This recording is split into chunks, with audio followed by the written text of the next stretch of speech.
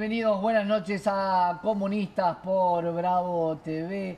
Un día cargado de información, por supuesto, miércoles y el Congreso lo sabe, sobre todo lo que pasó hoy y los incidentes en el Congreso y qué pasó adentro del Congreso también, con mucha información. Bienvenidos a los camaradas digitales que se conectan a través de las plataformas y que también generan esto que queremos generar en la mesa de comunistas, un debate digital.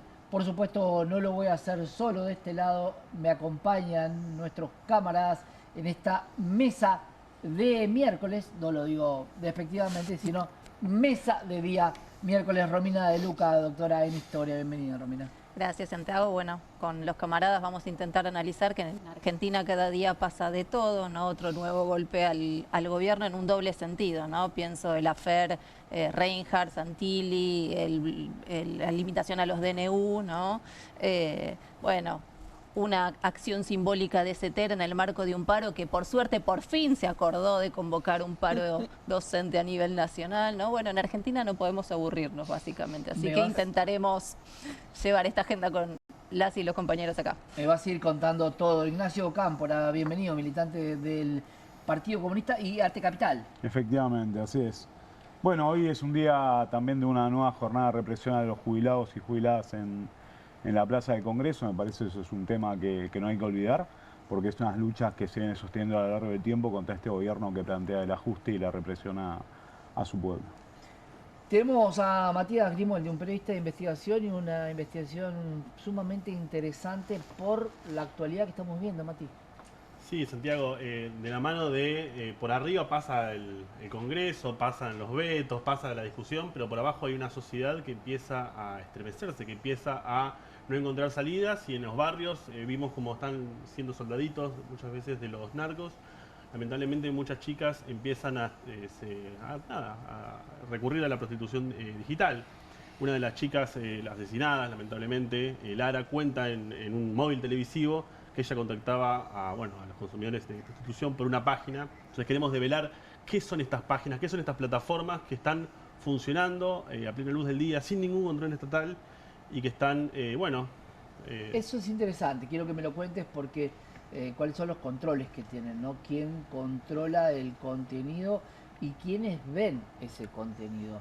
Vamos a ampliarlo seguramente. Ivana Biasi, legisladora porteña del FIT, nuevamente con nosotros. Ivana, bienvenida. Buenas noches, ¿cómo están? Sí, vamos a entrelazar también lo que es, son delitos concomitantes que tienen que ver con el narcotráfico, y detrás de lo que estamos viendo con Esper y el caso del triple femicidio también habla de cómo se ha alimentado el narcotráfico, la trata de personas y la explotación de la prostitución ajena, y que realmente es toda una problemática. Y también seguramente vamos a intercambiar al respecto de que esta crisis brutal que hace que nuestro ministro de Economía esté viviendo en el exterior y no en la Argentina no sea descargada sobre los trabajadores de nuestro país, ¿no? Muy grave lo que está pasando. Un ministro de Economía que no está solamente el ministro, sino que está el viceministro y el está todo el equipo económico. Está todo el equipo económico.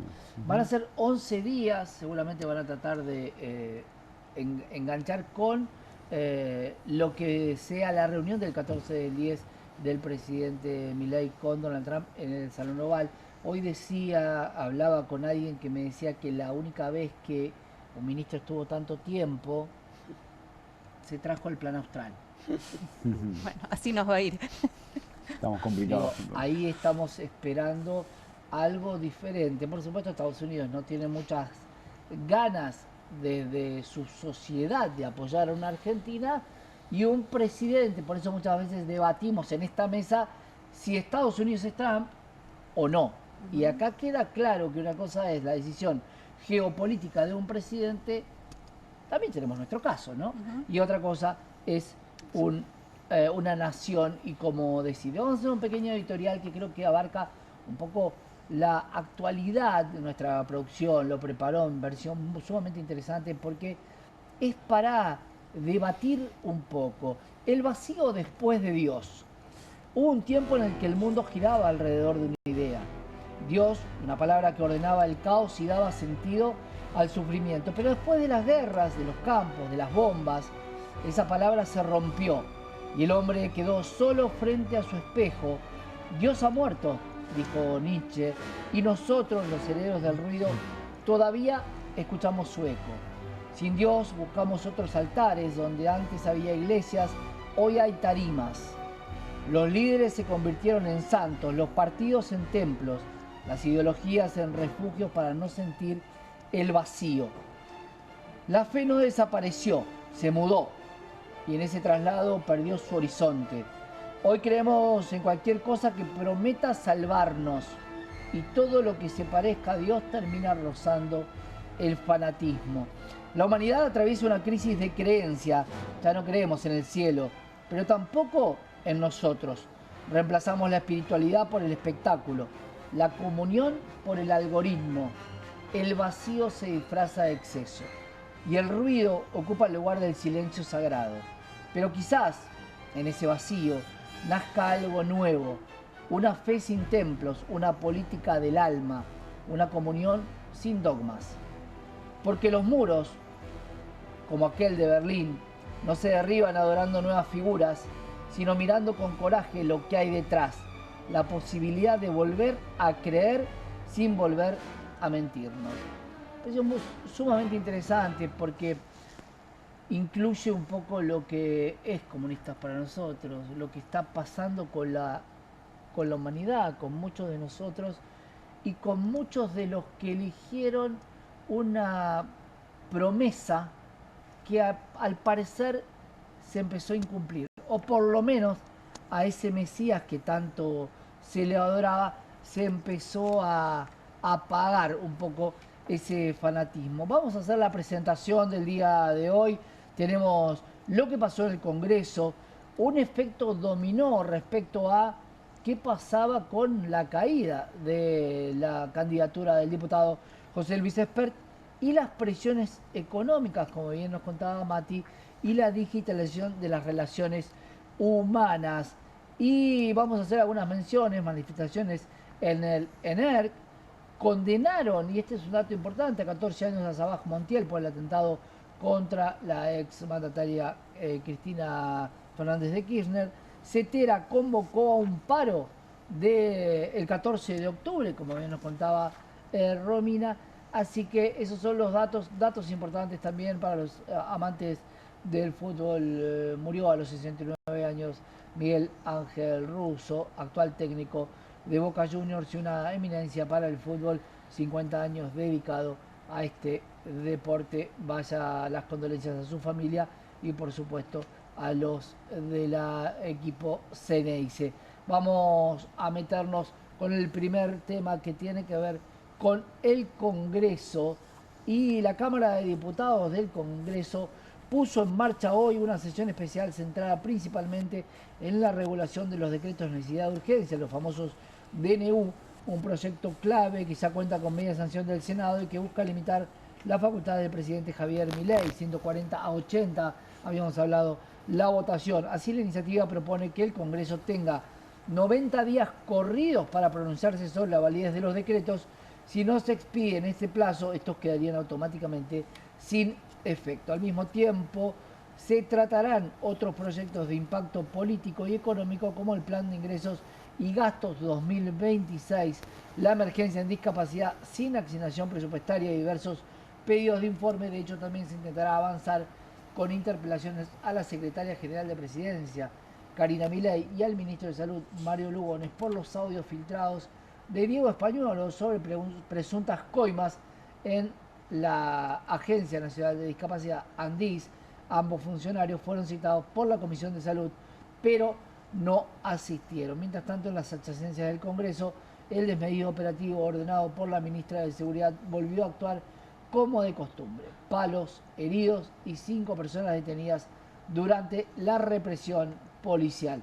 Los jubilados y jubiladas marchan de forma histórica cada miércoles para exigir al gobierno una mejora del haber previsional y la calidad de vida de la tercera edad.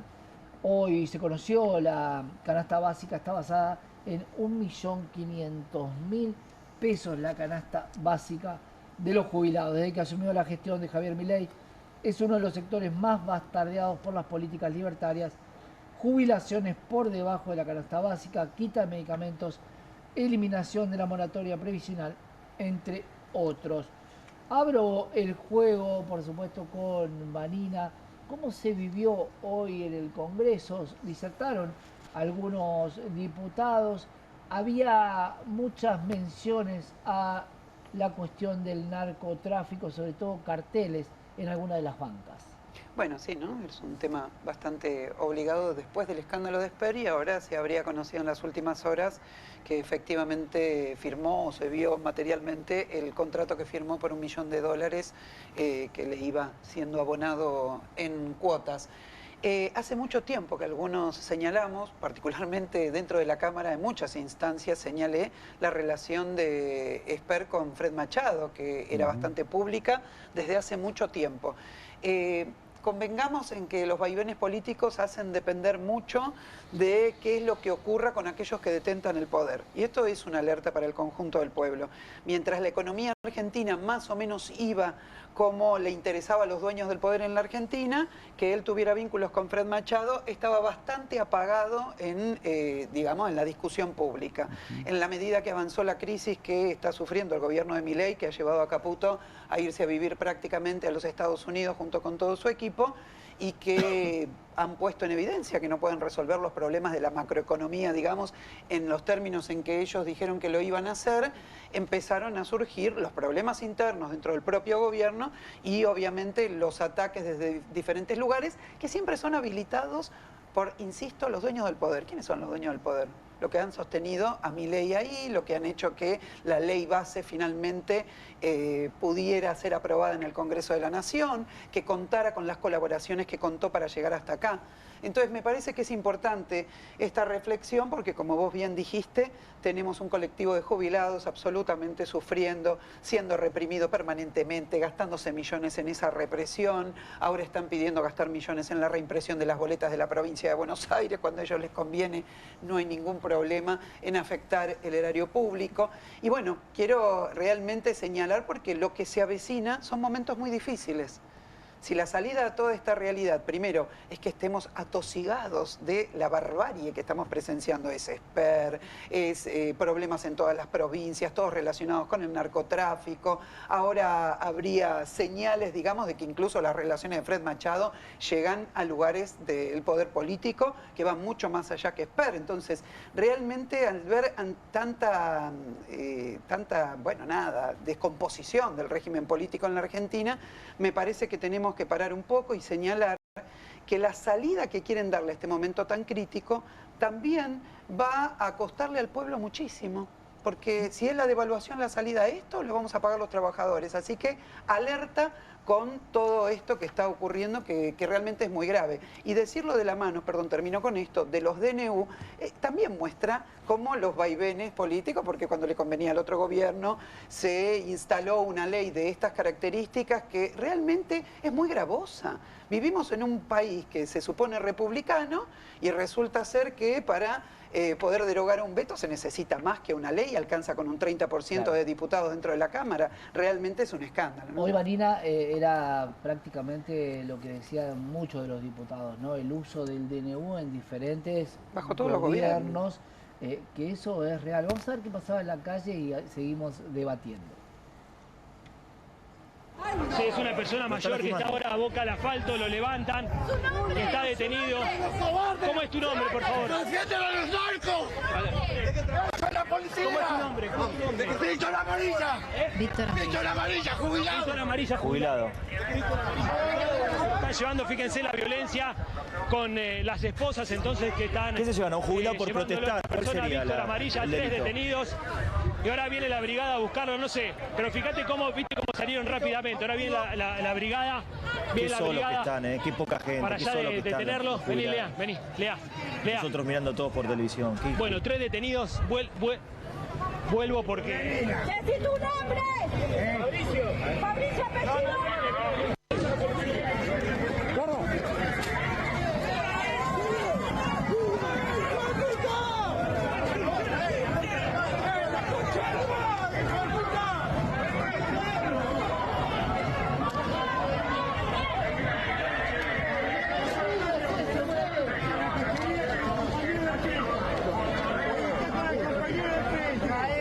Así agarran los compañeros de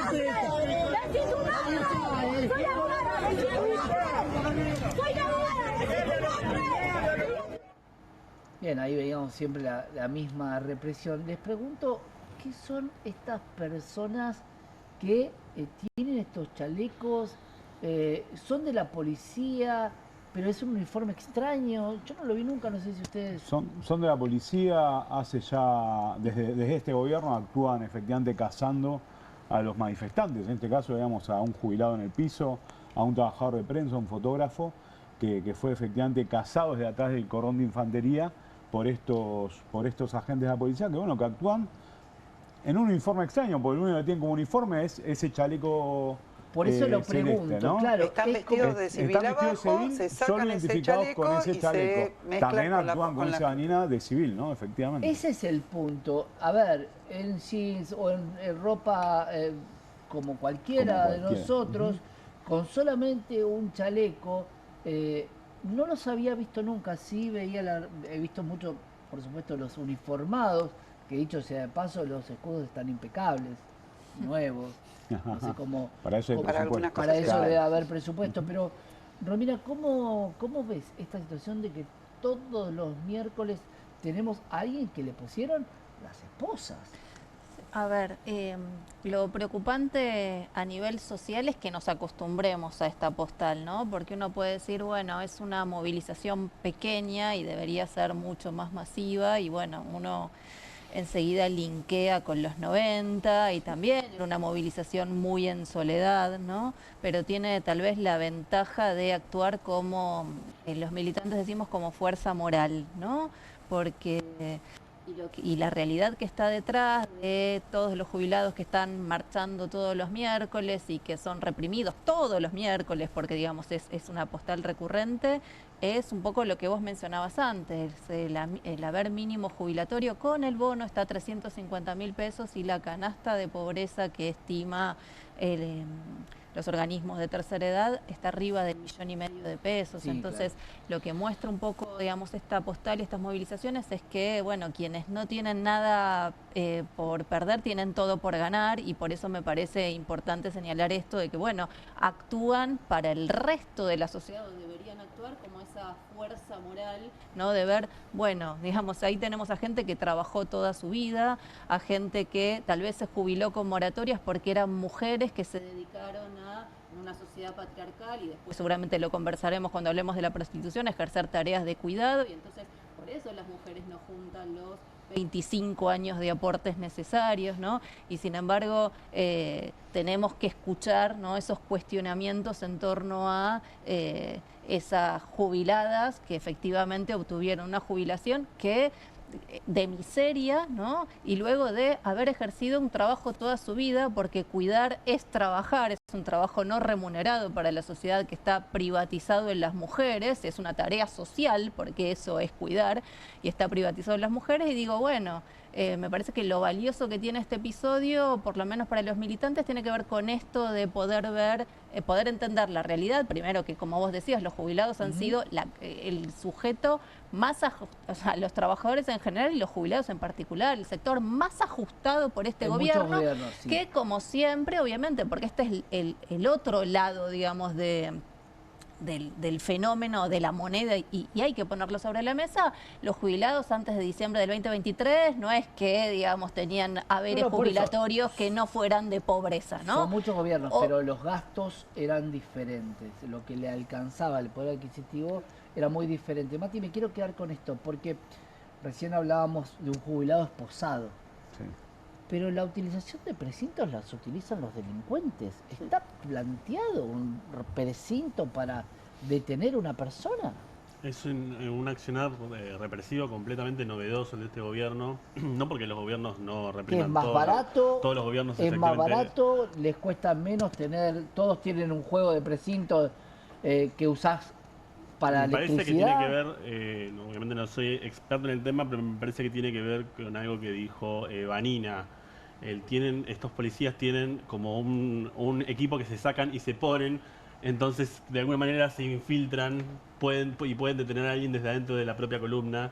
Los precintos son fáciles de llevar, y me parece que es un gobierno que tiene una construcción provocadora de la represión, donde se hacen partícipes de la columna, son los que generan muchas veces las provocaciones y después los que se cruzan del otro lado para reprimir. Perdón, y te agrego algo. Fíjate que inclusive pareciera en las imágenes que no están identificados, cuando en realidad En muchos casos no lo están. deberían estar identificados. Deberían tener su nombre, ¿no? Deberían tener la placa, Porque si claro. o por lo menos el nombre y el apellido para identificar quién es. Sí, y el cargo, el rango. Santiago, Claro, y dentro fíjate del una cosa escalafón. que es en este gobierno particularmente la hazaña contra los trabajadores de prensa. Es una Exacto. cosa impactante y particularmente contra los fotógrafos. Pero quedó bien Es claro, impactante. pero Mati, Bueno, quedó después de bien, Pablo Grillo, quedó claro. bien claro, más allá de lo de Pablo Grillo, por supuesto. En el recital ayer, el presidente, con esta saga de Star Wars extraña que hizo, con quien pelea es con los medios. Con Perfil, con C5N, con todos los medios está peleándose, casi como el incomprendido por los medios, cuando en realidad lo que los medios tienen que hacer es informar qué es lo que está pasando. Sí, y se meten muy poco con Jorge Macri, ¿eh? Porque yo quiero señalar que en general tenemos 5 tropas federales en el Congreso de la Nación que durante todo este periodo rodearon el Congreso de la Nación. Eso no horrorizó debidamente a la comunidad democrática de este país. Y ahora el que está actuando, el que actuó el otro día en el recital y el que está actuando en La este policía de la momento es la policía de la Ciudad de Buenos Aires. Pero con Jorge Macri ustedes van a ver que peculiarmente no se meten muchos. Los negocios de la Ciudad de Buenos Aires hace que confluyan varios y haya mutismo desde medios de comunicación que incluso se dicen opositores al macrismo y al mileísmo. Estos hombres de celeste responden a la policía de la ciudad. Sí, sí, todo esto sí, ciudad. efectivamente. Y esta cantidad de hombres de celeste que se involucran o se meten dentro de las manifestaciones, ¿qué cantidad son por lo general?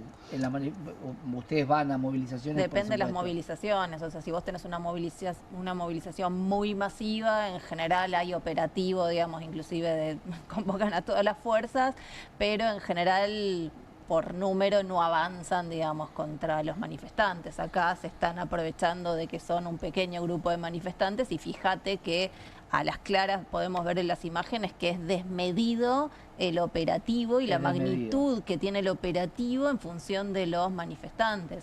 Con lo cual acá en realidad lo que se está, primero, digamos, si estamos hablando de cómo se utilizan los recursos, bueno, dilapidación de recursos de una manera, digamos, fabulosa, y después estamos discutiendo, por ejemplo, porque digo, en la agenda parlamentaria, tal vez se está empezando a discutir ahora, también estaba la ley de emergencia, el financiamiento del sistema científico y técnico, y otra vez estamos discutiendo por chirolas, ¿no? O sea, estamos discutiendo por el 0,3% del PBI, que hoy, digamos, el financiamiento del sistema científico está en 0,165, ¿no? Sí, 0,165. Entonces digo, y después tenés del otro lado, digamos, estos operativos desmedidos que son recursos públicos y la verdad es que deberían rendir cuentas, digamos, de todo esto. Claro, Ignacio, te pregunto a vos, que por ahí estás más en lo que es las movilizaciones y ustedes también están más en la calle, digo, ¿por qué se los detiene? ¿Cuáles son los cargos que se hace? ¿Es romper el protocolo antipiquete?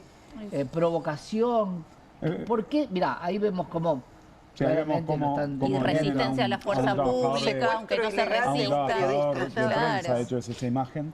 La detención obedece a un patrón represivo por parte del gobierno nacional y el gobierno de la ciudad, que actúan en connivencia absoluta, que tiene que ver con la persecución a la protesta social y además con la función de amedrentar la movilización popular. Aún así no lo consiguen, digamos. Nuestro pueblo sigue movilizándose, los miércoles los jubilados son acompañados por diversas organizaciones sociales, políticas, sindicales. Obviamente nosotros buscamos que eso sea masivo, pero aún así ahí están y los vemos dignamente dando su... Este bailecito ridículo de los Smurfs, por decirles de alguna manera, para no utilizar...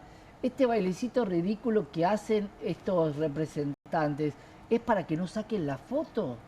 Claro, están tratando de ocultar la imagen. Claro, el uso de precintos, yo estuve, en muchas movilizaciones, obviamente, pero cuando fueron las detenciones masivas, que la jueza finalmente terminó liberándolos a todos, eran 115 detenidos, todos estaban con precintos cuando yo llegué a la base que ellos tienen en el obelisco. Las esposas es algo muy pesado y tienen que tener muchas. Pero el Todos sí, con pero precintos, pero los precintos son un método también de una hazaña Sí, y de claro. una tortura Sí. hacia las personas que están con precintos. Ustedes fíjense que creo, no sé si es Fabricio o el que está en el piso, porque otra vez acabamos, después de tantos meses, recién ahora se procesó al gendarme que Tiró quiso contra asesinar a Pablo Grillo. directamente, y ahora estamos nuevamente presenciando acá Y como también con a un Jonathan Navarro. fotoreportero, efectivamente, También. como un fotoreportero, lo secuestran directamente, no estaba haciendo Efectivamente. nada, Lo se lo ve agarran claramente para y lo impedir la agarraron, imagen. lo agarraron para justificar la represión, para luego adjudicarles un tono, terroristas,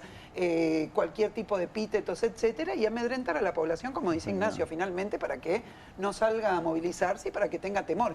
Tiene un efecto en un sector de la sociedad, pero el otro sector de la sociedad ya está cansado y cada vez son No más los que movilizan. salen a Sí, movilizar. totalmente. sí, Mati. Sí, fíjate el carácter del modus operandi de la represión, porque parece que fuera como inversamente proporcional. Movilizaciones pequeñas y demás le caen con todo el peso. Y claro, cuando salen masivamente, ahí realmente las fuerzas represivas se empiezan a replegar. Ahí se corren. Hay un carácter de intento de disuadir a la sociedad de que no se movilice. Entonces aprovechan movilizaciones que lamentablemente son más pequeñas para caer con todo. Y un dato no menor, es simplemente observación, y se los consulto a los que están. ¿Son todas mujeres?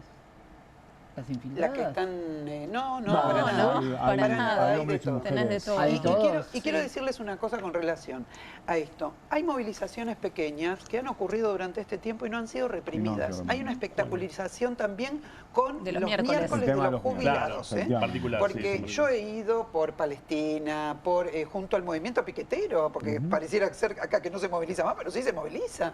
Y han cortado la calle, mitad, toda, etcétera, movilizado hacia Plaza de Mayo, etcétera. Y poca gente se enteró y trataron justamente que no se enteraran, porque también hay una intención de que no tenga una repercusión mediática. Hay una hazaña especial con este colectivo de luchadores si fuese, que bueno, los han condicionado durante Como este si año y nos medio, animamos ¿no? a reprimir a los jubilados, imagínate lo que podemos hacer con vos. Exactamente, es un poco eso. Sí, Claro. sí, y también me parece importante destacar que obviamente estamos en un proceso de búsqueda represiva mayor y por eso lo vemos, digamos, en estos despliegues, pero también pensaba, digo, bueno, a ver, pre-Milei había formas de represión indirectas como es el uso de las patotas, ¿no? Total.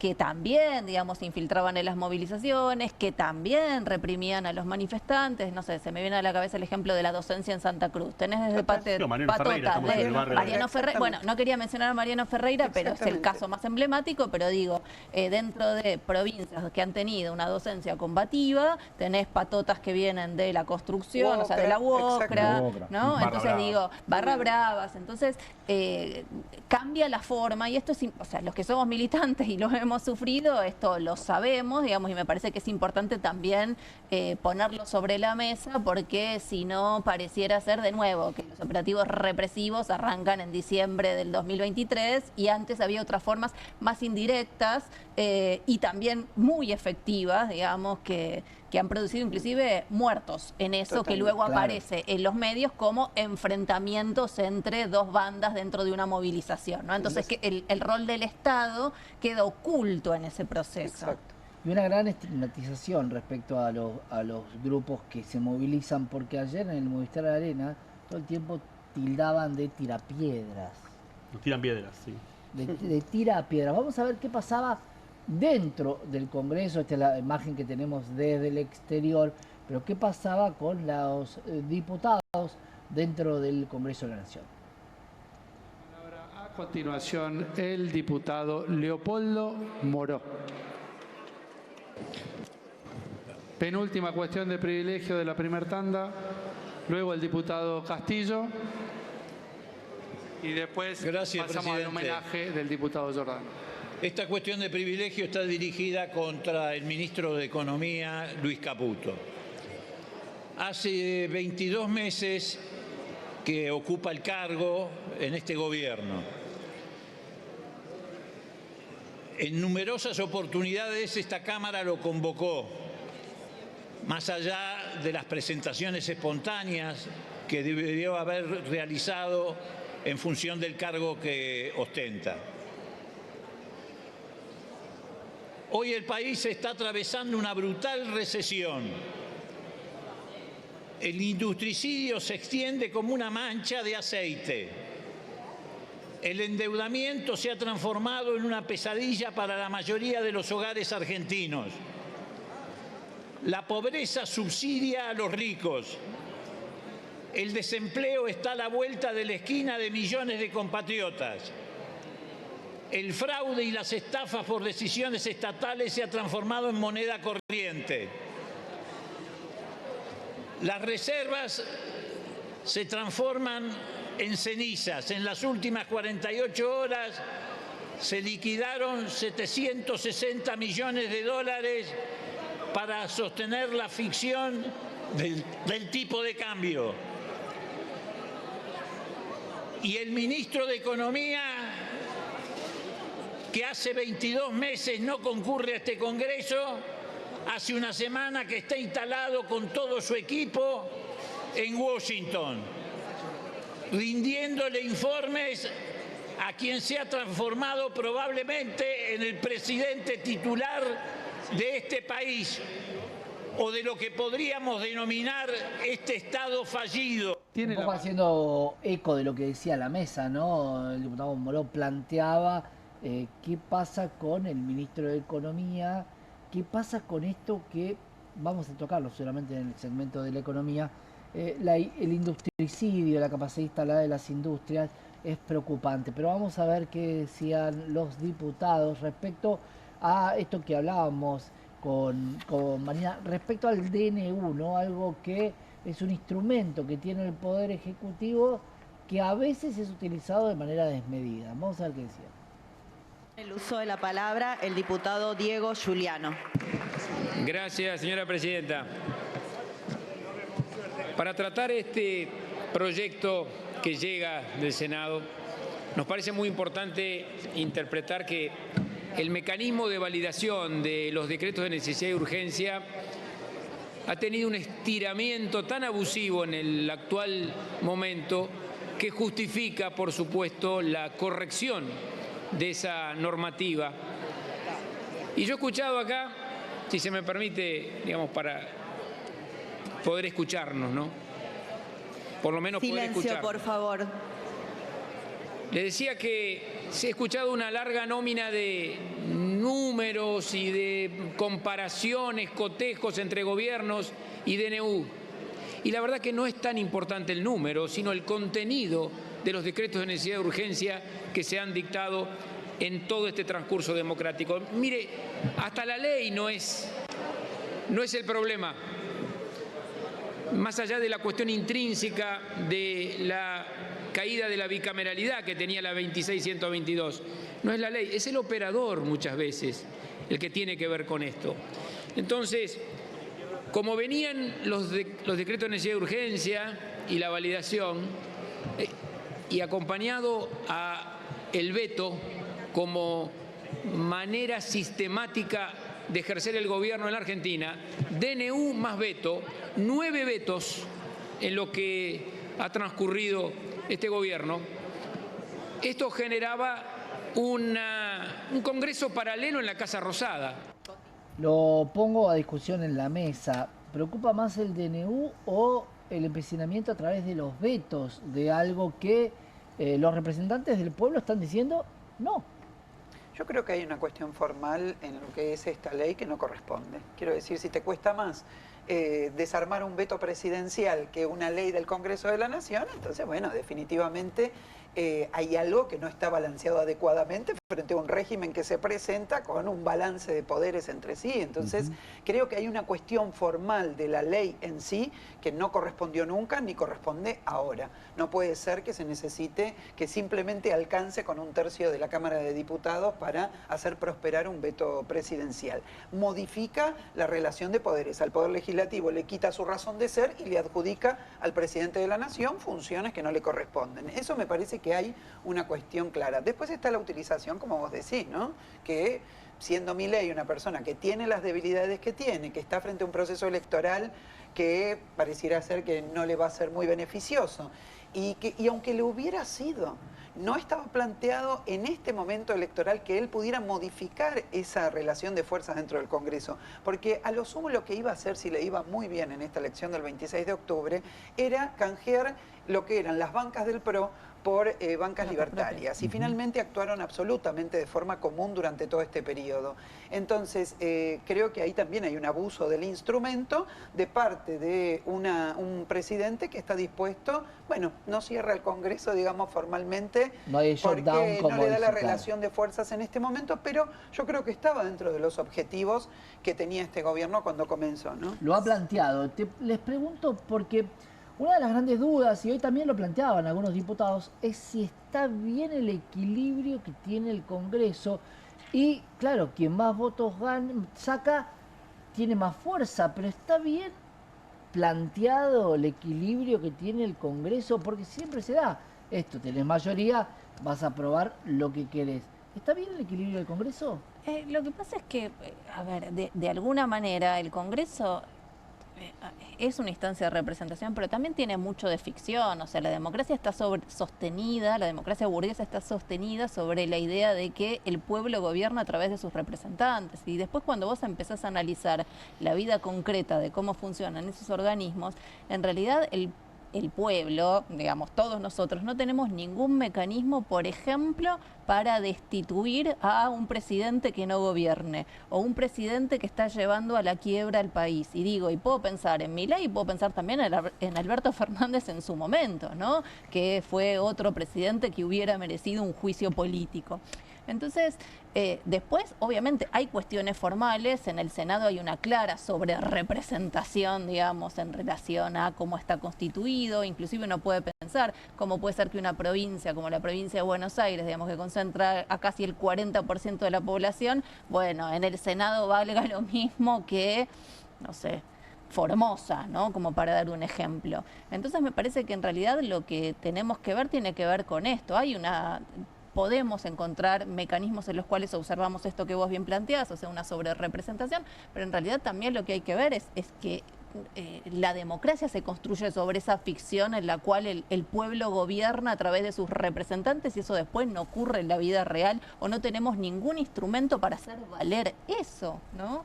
Claro. Ahí, Ignacio, vos querías comentarme algo, y digo, hay que inventar algo diferente, porque hoy vos sabés muy bien que posiblemente si tuviera más representación la izquierda, estaría las fuerzas equilibradas de una manera diferente, o si tuviéramos mayor cantidad de partidos, o mayor cantidad de representantes por ahí, o plantear algo que sea una cuestión de cupos. Bien, ahí me parece ahí que hay una cuestión de base en el sistema representativo que tenemos a través de las cámaras, que tiene que ver con una etapa en la cual hay cierto, digamos, se instalan mayorías, el sistema de voto partido, ¿no? Donde vos renovás 2 años y 2 años las cámaras, que efectivamente generan ahí una situación de disparidad a la hora del poder para el partido de gobierno, ¿no? Es un juego de equilibrios que por momentos suena desequilibrado, digamos, quiero decir eso. Pero al margen de eso también yo lo que podría observar, teniendo en cuenta las elecciones previas locales, es que también hay un descreimiento del sistema político en general. Y el Congreso es parte de ese sistema de representación, y ahí hay algo que discutir para el pueblo en general, que es la democracia como tal, digamos, la democracia burguesa en la cual vivimos hoy nosotros y nosotras. Me parece que en esa línea hay que pensar cómo los partidos políticos que se presentan a elecciones podemos interpelar de mejor y mayor manera al pueblo en su conjunto para que efectivamente vote, porque un dato concreto de la primera parte de este año es la baja participación electoral.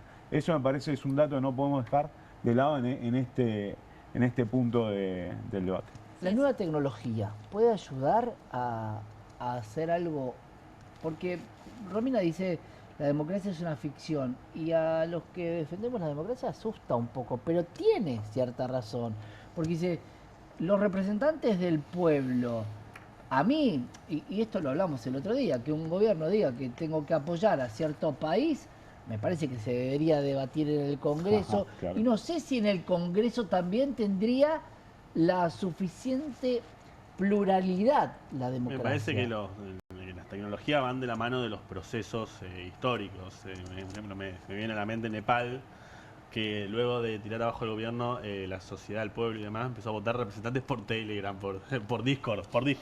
Claro. Es un ejemplo desde acá, divertido, si quiere, más allá de lamentablemente lo que está sufriendo, pero bueno, es novedoso. Pero si es Discord o es Telegram y demás, lo que hubo es una sociedad que está dispuesta a discutir a fondo los problemas que tiene.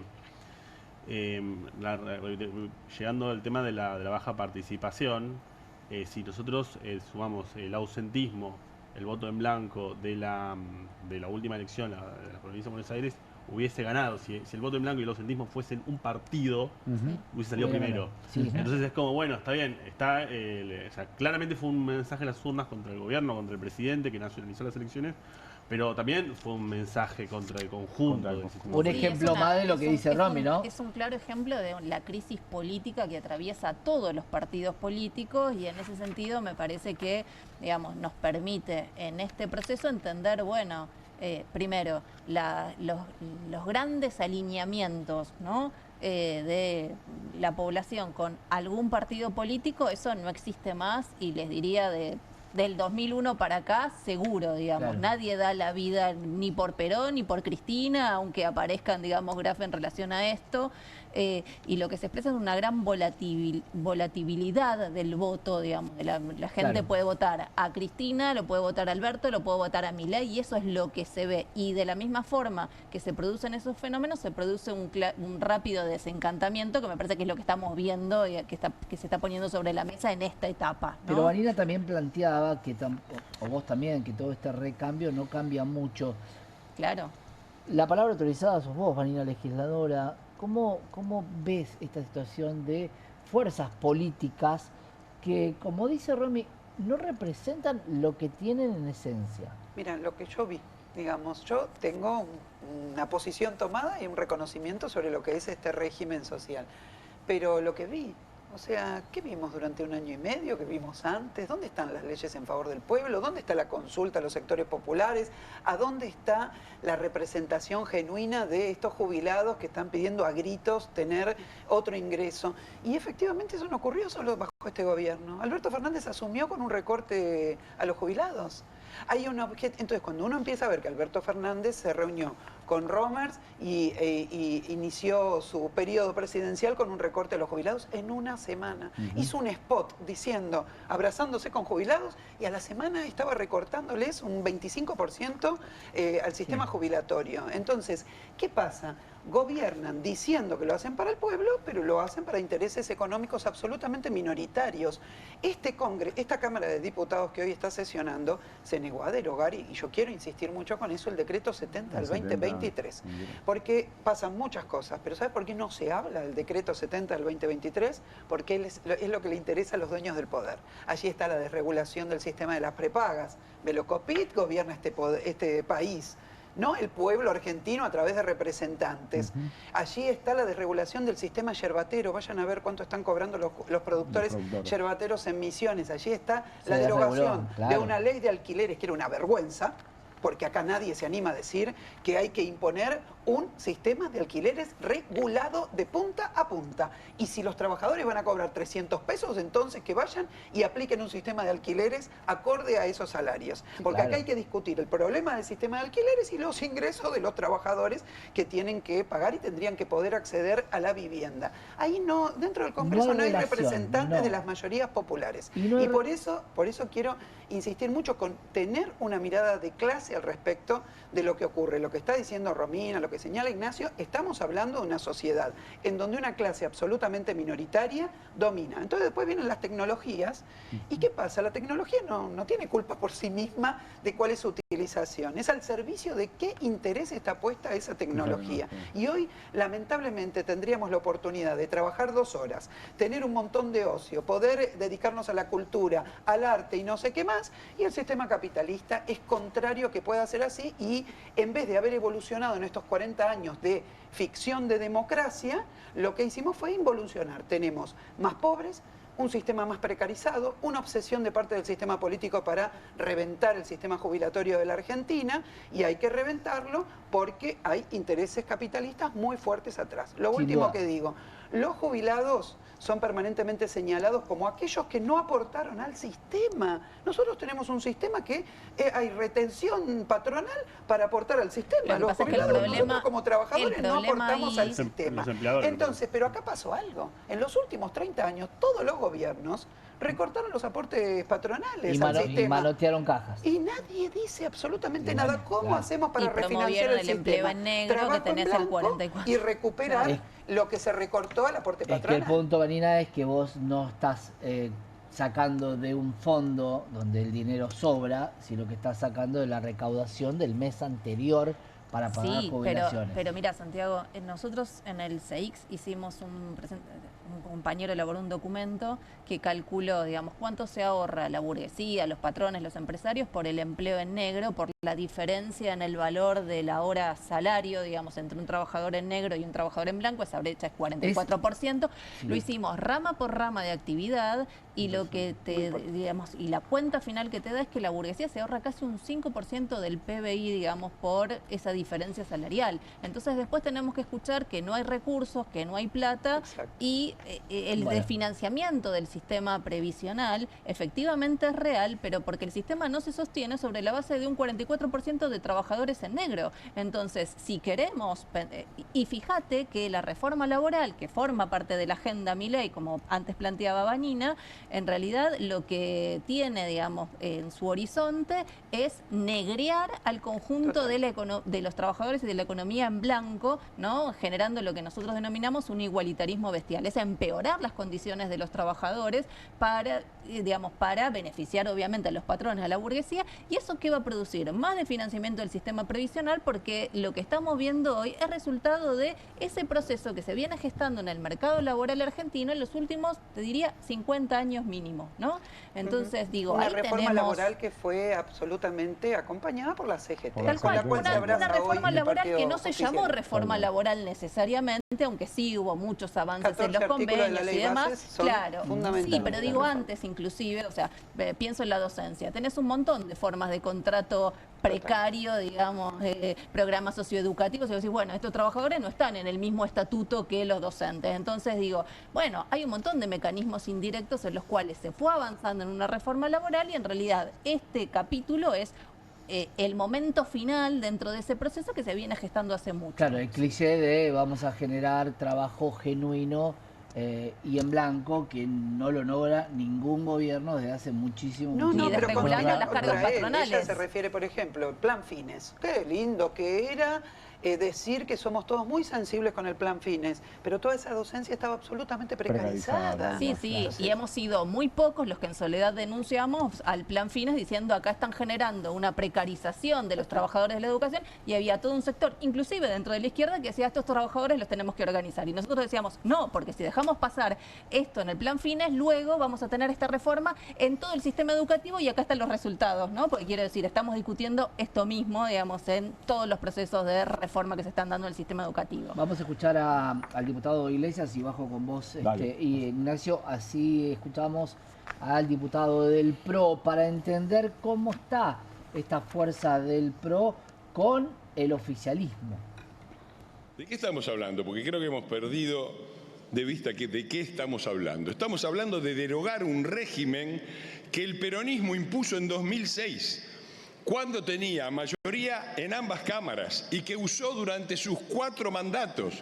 El presidente que hizo esto, Néstor Kirchner, promulgó 270 decretos de necesidad de urgencia, 270, y lo usaron durante 4 mandatos, y ahora se despertaron todos alberdianos. No me asombra del peronismo. No me asombra de quienes se comportan como una mafia en el poder y como el club del helicóptero cuando están en la oposición. Me asombra de la vasta coalición del déficit, enamorada de sus opresores, que sufre de síndrome de Estocolmo. Hiperpresidencialismo, escuché decir a un diputado radical, le aviso al diputado radical que sus últimos 5 hiperpresidentes fueron derrocados y no terminaron el mandato. Que se vaya a fijar quién estaba en el estribo del auto de Uriburu cuando voltearon a Irigoyen, que se vaya a fijar quién fue el único vicepresidente de una dictadura en la Argentina, que se fije quién dijo que estaba bien el golpe de Onganía porque no se podía soportar un año más de un gobierno corrupto como el de Ilía. Que se fije quiénes sacaron escupiendo sangre a Alfonsín, que se fije quiénes derrocaron a Ilía. ¿De qué hiperpresidencialismo me están hablando, correligionarios? Síndrome de Estocolmo es lo que tienen. ¿De qué estamos hablando? Bien, ahí estaba el diputado Fernando Iglesias hablando del club del helicóptero. Hay que recordar que en el único helicóptero que yo reconozco estaba la ministra de Seguridad. Efectivamente. ¿Sí o no? Ministra de Trabajo de ese gobierno. Hablaba del club de helicópteros. Ajustadora de, claro, pero, de jubilados creo y que fue trabajadores el único helicóptero que yo recuerdo. Tengo 50 años, no hay otro. Ha pasado por todos los espacios, bueno, estuvo en todas las conspiraciones que pudo. Estaba Federico Sturzenegger.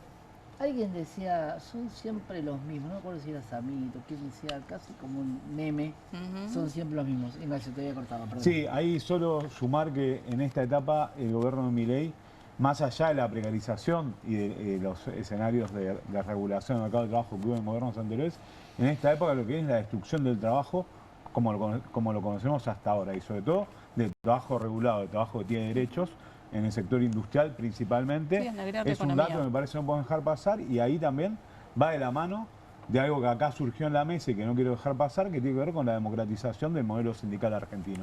Nosotros tenemos que poder superar la situación del unicato sindical, donde la CGT sigue entregando trabajadores o flexibilizando convenios colectivos, y eso es un dato que me parece que hay que dejar sobre la mesa. Mati. Me parece que, retomando un poco lo que estaban discutiendo en relación al tema de los representantes del pueblo y la falta de representaciones populares, hay algo con lo que hay que avanzar, que tiene plena vigencia y pleno vínculo con lo de SPERD, que hay que avanzar con el tema de la ley de financiamiento de las campañas electorales. O sea, tenemos que regular efectivamente eso, porque no puede ser que haya partidos que sean subvencionados, que sean financiados por sectores del poder a los que luego les deben pleitesía una vez asumidos sus cargos ejecutivos o sus cargos parlamentarios. Eso tiene también vínculo total con lo de SPERD, porque justamente, o sea, si subís financiado por un narco, ¿para quién vas a legislar? Pero también si subís financiado por una multinacional, si subís financiado por grandes empresas, a quien se va a investigar, y ahí hay que poner el acento, porque este es el núcleo de la corrupción, el núcleo de la compra de voluntades políticas y demás. Ahí estaba viendo, que ahora te lo voy a mandar, Juli, un comunicado de prensa de Hamás de hace muy poquito. Mientras hablábamos de nunca más, y nunca más al narco fue prácticamente un leitmotiv dentro del Congreso. Fíjense lo que decía el diputado Álvaro Martínez. No sé si los senadores que usted mencionó son golpistas o no, la verdad no lo sé. Lo que sí sé es lo bueno de la bicameralidad, que cuando uno hace el otro revisa, y de lo que sí estoy seguro es que ustedes tratan de desestabilizar. Eso sí lo tengo claro, no lo que usted decía respecto de los senadores que mencionaba, eso no lo sé. Y justamente por eso estamos tratando esta ley. Pero antes de entrar en el discurso formal de la ley, quiero mencionar algo que me llama poderosamente la atención, presidente, que es los carteles que se ha pegado el kirchnerismo en sus bancas. Y no porque no comparta lo que dicen, sino porque nunca vi que pusieran en el frente de sus bancas un nunca más a la corrupción, sino que los cambiaron por Cristina Libre. Tampoco nunca más a los abusadores sexuales, sino que tomaron la decisión política de esconder y defender a Espinosa. Tampoco los vi poner un cartel que dijera nunca más a la violencia de género, sino que defendieran a Alberto Fernández. Y me llama la atención que pongan un cartel que diga nunca más al narcotráfico. No todos, evidentemente no todos en su bloque lo han pegado, es lógico, pues hacían del narcotráfico una política de Estado. Entonces, está bien que no lo pongan todos porque capaz que alguno se confunde. Y mire, presidente, yo no sé si... Creo que no es kirchnerismo esto, me parece que es Marcela Pagano del bloque de Coherencia, iniciando con La Libertad Avanza. Y creo que está del otro lado Lourdes Arrieta. Y del otro lado Lourdes Arrieta. No se habían dado cuenta al Lourdes Arrieta, principio que efectivamente. había relaciones con el narco. Bueno, ese es un tema, ¿no? Difícil. Lo que saben que creo que hay que hacer, hay que buscar alguna forma de que los diputados, senadores, hablen del proyecto, no de la historia política de un partido y del otro. Te lo digo, Vanina, en serio, yo por mi profesión tengo que mirar todas las disertaciones y trato de mirarlos a todos. Me parece que están haciendo stand-up para ver si ese recorte se pone en una red y genera más seguidores. Dejen de hablar de cosas históricas, hablen de la posibilidad de por qué sí o por qué no un proyecto. 4 años hace que Fred Machado está detenido. Tiene el mismo abogado que Javier Milei. ¿Y sabés que quién más? Que los iraníes que venían en el avión venezolano. Nadie se pregunta, ¿quién será honesto? Che? ¿Quién será que está detrás de grandes poderes, de situaciones que tienen una irregularidad de todo tipo? Quiero decir, ni tengo idea cuál es el vínculo con los iraníes famosos del avión de Venezuela, pero quiero decir, tiene el mismo abogado que un tipo que está pedido por Estados Unidos por narcotraficante. Pues supongamos que podría no serlo, porque yo no quiero tampoco darle al sistema judicial de Estados Unidos ni al de la Argentina una confianza de decir, si lo pidieron, si lo dicen, mañana son capaces de decir cualquier cosa. Han acusado de terrorismo a gente que fue a movilizarse contra la ley Bases. Quiero decir, no tenemos por qué dar por sentado que lo que dice un poder judicial es así, porque es uno de los poderes más corruptos que hay, uno de los poderes más auditados que hay, es un poder que hace lo que quiere, no paga ganancias, goza de todos los privilegios que pueda gozar, gana millones de dólares. Quiero decir, no va por ahí el asunto. Si había algún cuestionamiento al pedido de extradición de Fred Machado, alguien podría haber dicho algo. Nadie dijo absolutamente nada. No, claro. Y resulta ser que el presidente comparte con un narco o con un facilitador de narco, ya no sé cómo llamarlo, esto. Entonces, realmente digo, como que estaban todas las pruebas sobre la mesa desde hace mucho tiempo y no quisieron verlas porque todavía tenía el sostenimiento de la burguesía argentina, del imperialismo, el mismo que ahora le está diciendo, mira, capaz que hay que esperar hasta el 26 de octubre para que sigamos con esta chorrera de plata para la Argentina, ¿no? A mí me preocupa lo que decía el diputado Iglesias porque no lo entendí. Se hablaba de que son todos alberdianos. Se hablaba de Alberdi o de Gastón Alberdi, que acusó a Karina Milei y a los primos Menem. Por eso digo, a veces cuando escuchamos a los diputados, digo, ¿a qué se están refiriendo? Hay ciertas dudas, pero la verdad que a mí me molesta bastante esto de... Porque además hay... se sintió aludido, va. Es más, ¿trabajan ustedes sin sentido? Porque se sintió aludido, le contesta. Es que es interminable lo que pasó hoy en el Congreso. Para cerrar el tema Congreso, Marina, me contabas que además de esta situación del DNU, se tocó el tema de la comparecencia de Karina Milei, de Lugones, y algo que me estabas diciendo casi que se eligió la Defensoría de la Niñez Nacional, bueno, que es un tema también muy importante. Bueno, fue a concurso, hay un debate desde marzo en la bicameral porque no se llamaba a esos concursos 180 días antes de que Marisa Graham dejara el cargo. Esto no es un tema que realmente la Defensoría de la Niñez no es la que le salva la vida a los niños de nuestro país que se están muriendo de hambre por miseria, por la pobreza que hay.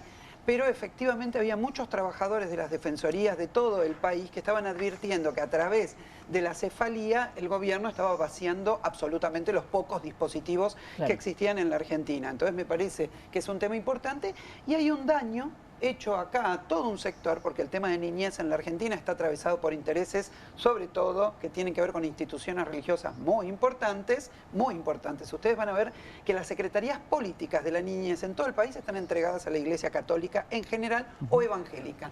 Y entonces estaban en protesta en este momento porque sus representantes en el Congreso no lograron torcer el rumbo de un concurso que no tiene ese perfil y que por lo tanto no les gusta porque María Paz Bertora es finalmente la que va a asumir ese cargo. Bueno, se están acusando de pañuelo verde, de este tipo de cuestiones, pero quiero decir, me parece que ahí hay algo importante que tiene que ver también con el poder en la Argentina. El gobierno quería beneficiar, bueno, lo explicó muy bien Aida Ferreira, llegué a escucharla cuando intervino en el punto, quieren que sean los sectores que están en contra del derecho al aborto, etcétera, los que finalmente se hagan de la Secretaría de Niñez. Prestemos atención cómo se actúa en este tipo de instituciones, ¿no?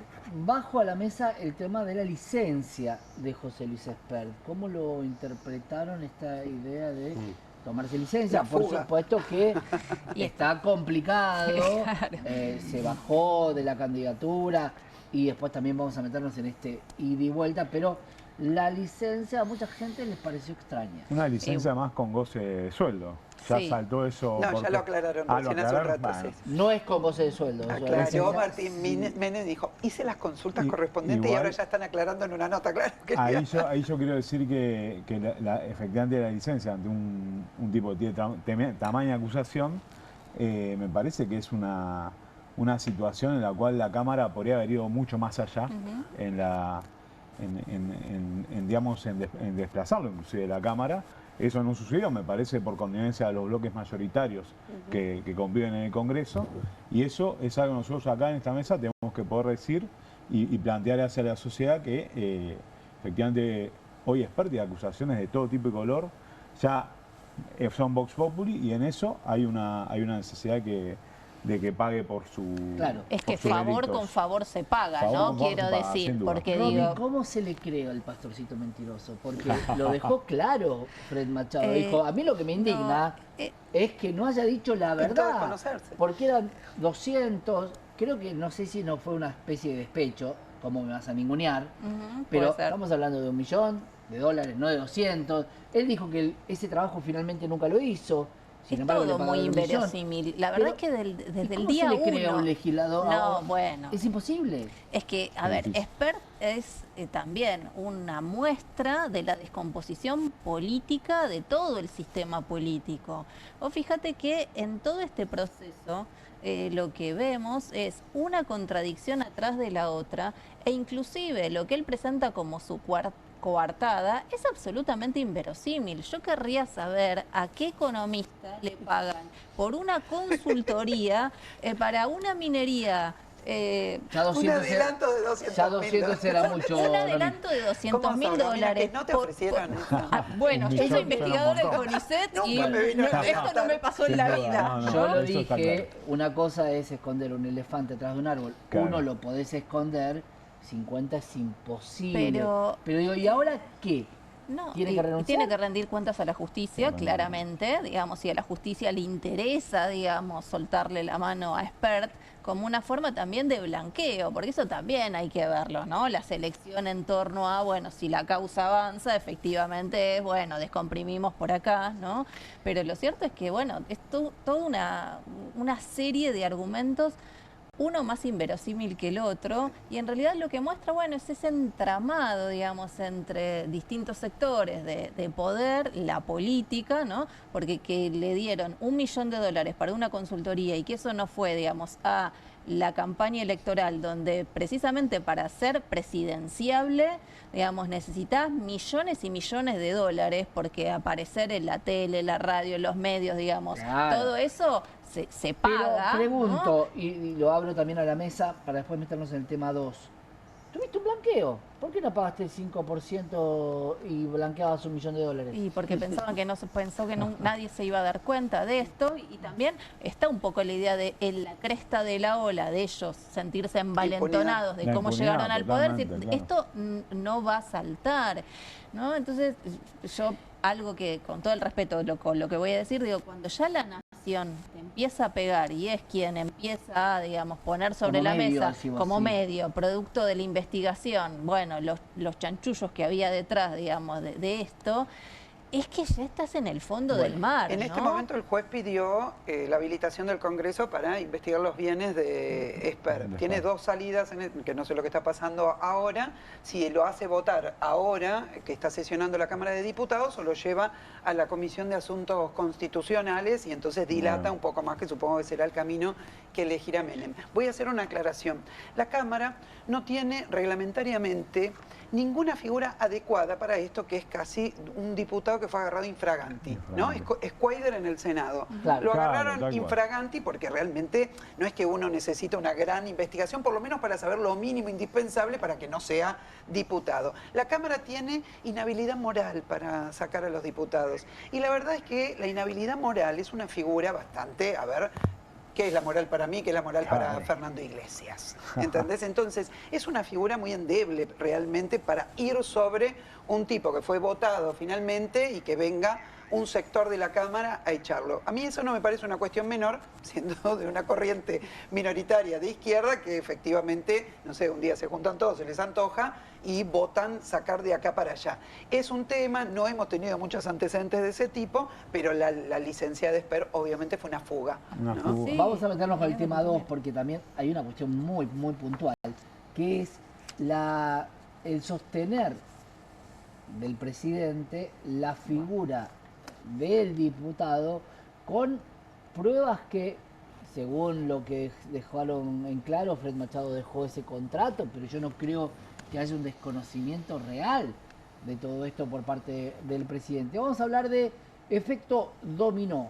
Candidatos de la Libertad Avanza en la mira, por supuesto, la fiscal federal con competencia electoral en la provincia de Buenos Aires, Laura Roteta, dictaminó este martes que finalmente quien deberá encabezar la lista de la Libertad Avanza para las elecciones legislativas sea Karen Reichardt y no Diego Santilli, como había pedido el gobierno tras la renuncia de José Luis Espert. El tribunal fundamentó que el artículo 60 bis del Código Electoral Nacional exige la alternancia de género en toda la lista, pero que la vacancia en el primer puesto no altera esa intercalación y por lo tanto no habilita la aplicación del decreto reglamentario para modificar la cabeza de lista. Además advirtió que aceptar el planteo de la Libertad Avanza mejoraría la posición de múltiples varones en perjuicio de candidatas mujeres, contrariando la finalidad de la normativa de paridad y de las acciones positivas de rango constitucional. Como el Gobierno Nacional solicitó la reimpresión de las boletas,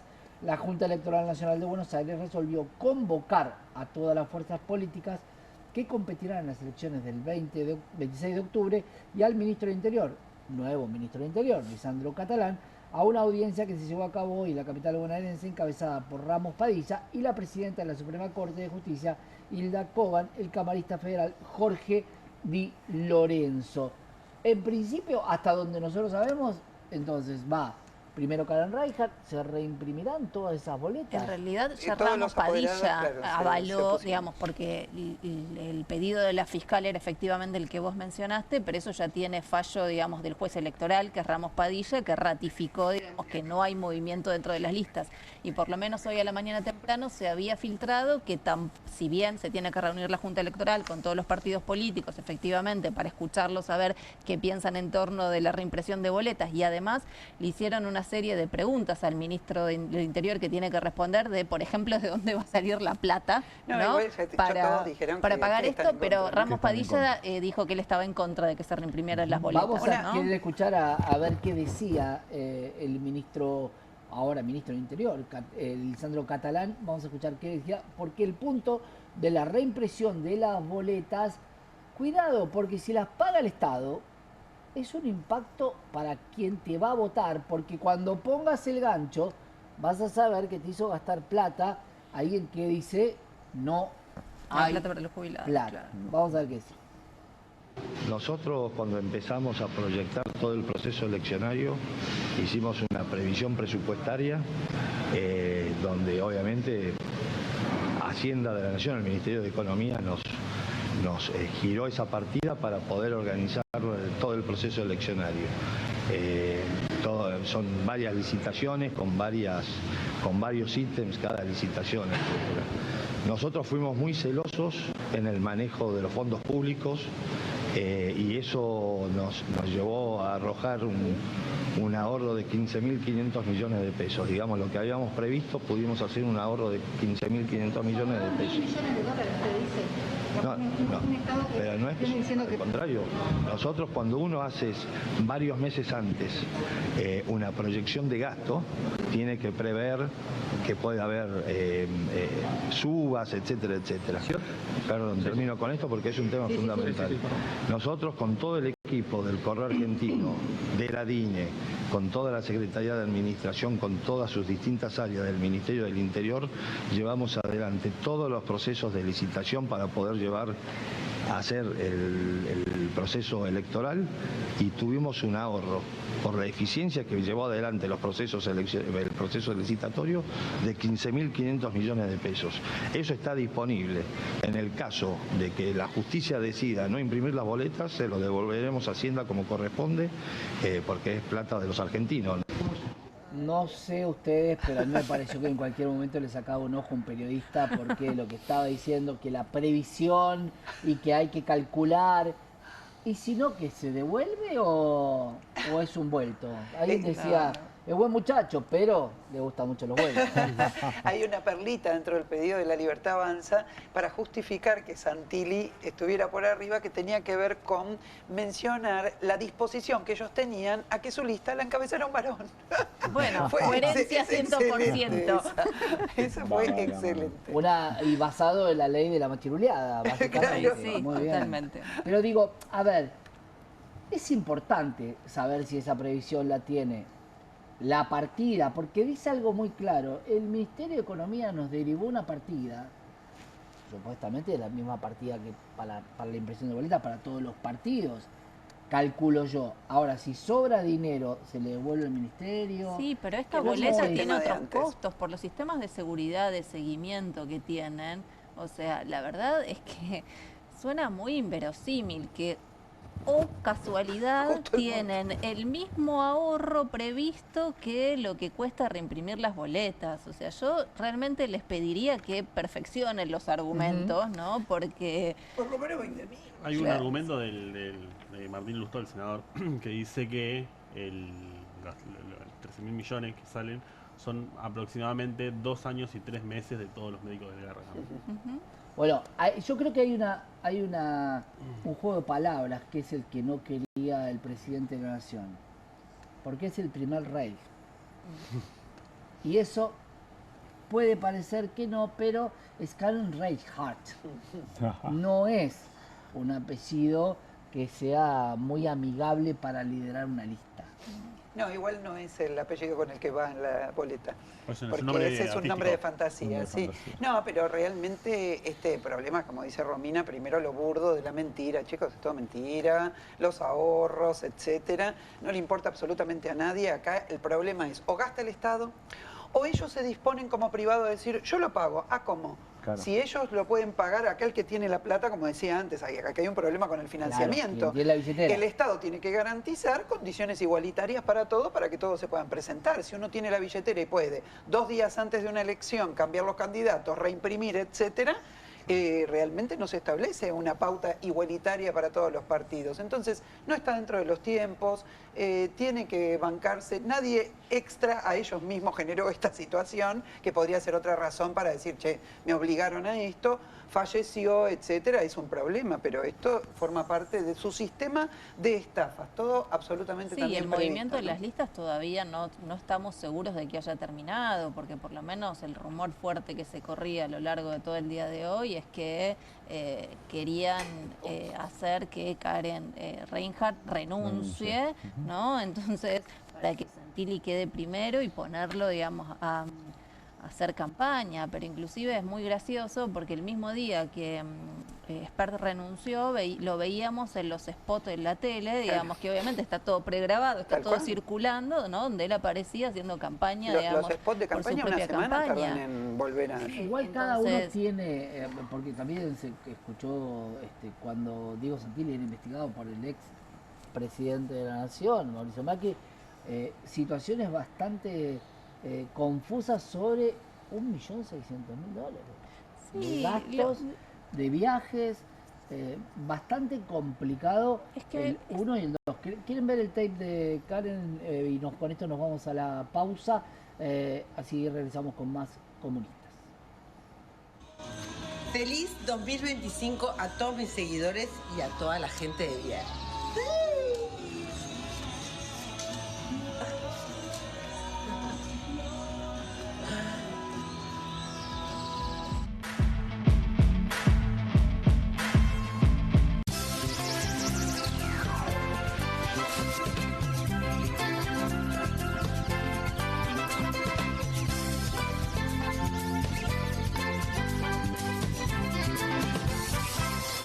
Vamos a limpiar el aire. Llegó la hora de que conozcas el Airbag, el extractor de cocina portátil que se deshace del humo y el olor de cualquier habitación. Airbag tiene la potencia de un extractor de cocina tradicional en un formato compacto que podés poner en cualquier lado sin instalación. El secreto del Airbag está en su escudo de 2 etapas con una pantalla de micromalla y un filtro de carbón activado que succiona el humo y el olor a grasa y luego los atrapa y limpia, ayudando a despejar el aire para que sientas la frescura en cualquier lado. Usalo sin pausa cerca de la cocina para un excelente control de humo y olores. Apoyalo al lado de la parrilla para que el humo no llegue a tus ojos. Mira, el humo de cocina deja un enchastre grasoso en todos los muebles. Eso no pasa con Airbag. Airbag es ideal para departamentos, habitaciones, casas rodantes y espacios pequeños, con 3 velocidades ajustables para acomodarse a tus necesidades. Y cuando lo terminas de usar, el Airbag se dobla fácilmente volviéndose compacto para guardarlo. Si lo encargas hoy, recibís el increíble y mejorado Airbag Deluxe con una manija para traslado y luz LED incorporada. Llegó la hora de que conozcas el Airbag, el extractor de cocina portátil que se deshace del humo y el olor de cualquier habitación. El mejor producto y al mejor precio. Pedí el tuyo ahora. Escanea el QR, ingresa a nuestra página web o llama al teléfono en pantalla. No demores más. Descubrí los productos más novedosos y exclusivos en tvcompras.com. No pierdas tiempo. Aprovecha esta oferta y obtén este fantástico producto de TV Compras. Llama ya. Espero que te guste. Cociné un pollo con papas, acariciado por una cocción a gas envolvente y uniforme, para luego ser realzado con un suave calor preciso. Ah, ¿lo hiciste al horno?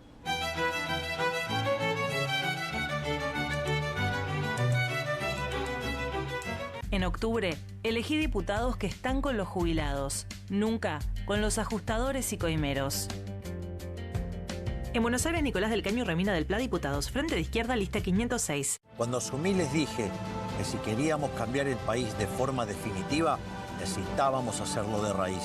Ustedes me respondieron con esfuerzo y paciencia, entendiendo que el cambio real no se da de un día para el otro. Soy José Luis Espert, candidato a diputado nacional.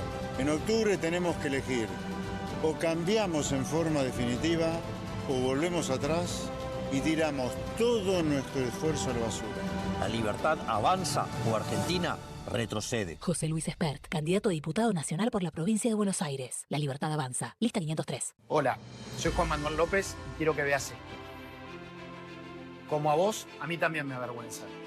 Por eso junto a Lilita aprendí a luchar contra la corrupción para defender la República. Como diputado, denuncié jueces corruptos, los curros que mi ley no quiere denunciar y promoví leyes como transparencia judicial y boleta única. Con el coraje de la coalición cívica y la experiencia del radicalismo, queremos ser la alternativa coherente. Que ponga fin al show y escuche lo que los argentinos están pidiendo. Juan Manuel López, Elsa Allende Rosas, candidatos a diputados nacionales por la provincia de Buenos Aires. Lista 47, Coalición Cívica ARI. Ellos suman 1000 años. 1000 años versus milenios. Tito Cristiani y Catalina Achilli, candidatos a diputados nacionales por la provincia de Buenos Aires. Lista 502, Nuevos Aires. Dicen que el obelisco es el centro del país. ¿Y si el verdadero centro no está donde siempre nos dijeron? Nuevos Aires propone una nueva centralidad, humana, urbana y geopolítica, que crece hacia el sur. La Argentina de la nueva generación será bicontinental, soberana y cada vez más justa. Sixto Cristiani y Catalina Achilli, candidatos a diputados nacionales por la provincia de Buenos Aires. Lista 502, Nuevos Aires. El 26 de octubre votamos a quienes ustedes quieren que los representen en el Congreso. Por eso les propongo elegir argentinos honestos, transparentes y sobre todo decentes. Porque mientras haya corrupción, el kirchnerismo respira. Y mientras haya argentinos dispuestos a dar la pelea, la República va a estar viva. María Eugenia Federico, candidata a diputada nacional por la provincia de Buenos Aires. Alianza Potencia. Lista 504.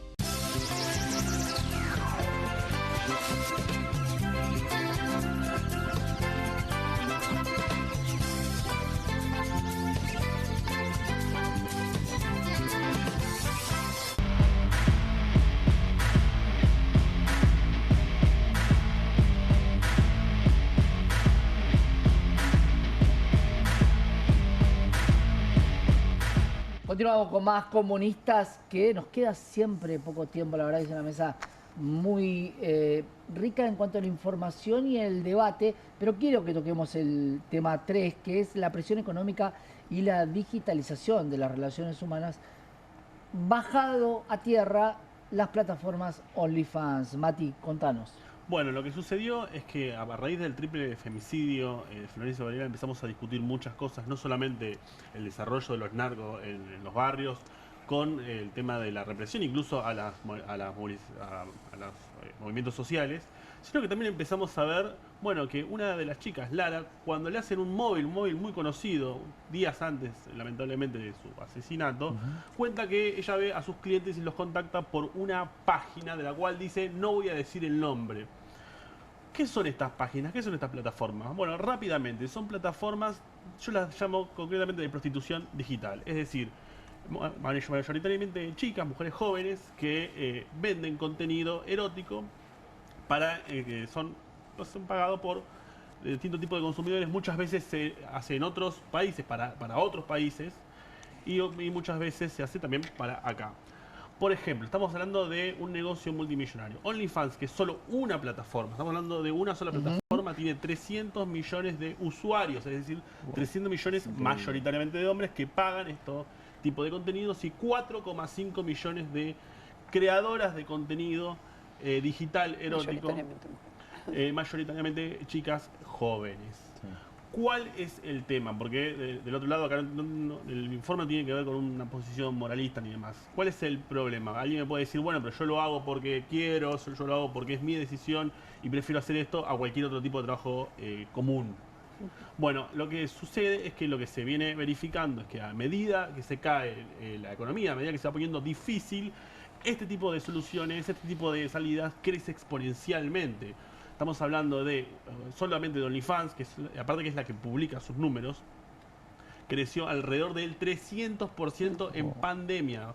¿Por qué decimos en pandemia? Porque justamente las medidas de aislamiento lo que hicieron fue que los trabajos convencionales tuvieran una recesión, una economía recesiva.